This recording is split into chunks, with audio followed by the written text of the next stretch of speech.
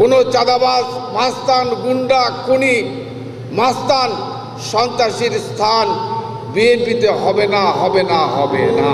আমাদের নেত্রী খালেদা জিয়া, তারেক রহমান সহ আমাদেরকে যে নিপীড়ন, যে নির্যাতন আমাদেরকে করা হয়েছে, আপনারা জানেন যারা নির্যাতিত তারা হচ্ছে মজলুম।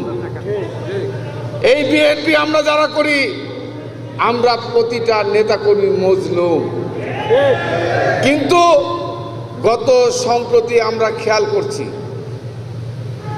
একটা রাজনৈতিক দল বিএনপির বিরুদ্ধে মিথ্যা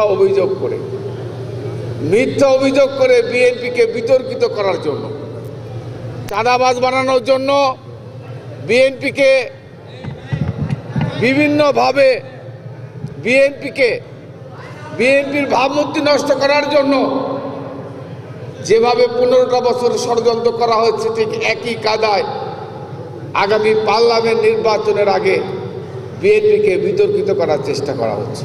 আমরা বিশ্বাস করি কোনো চাঁদাবাজ, মাস্তান, গুন্ডা, খুনি, মাস্তান, সন্ত্রাসীর স্থান বিএনপিতে হবে না, হবে না, হবে না।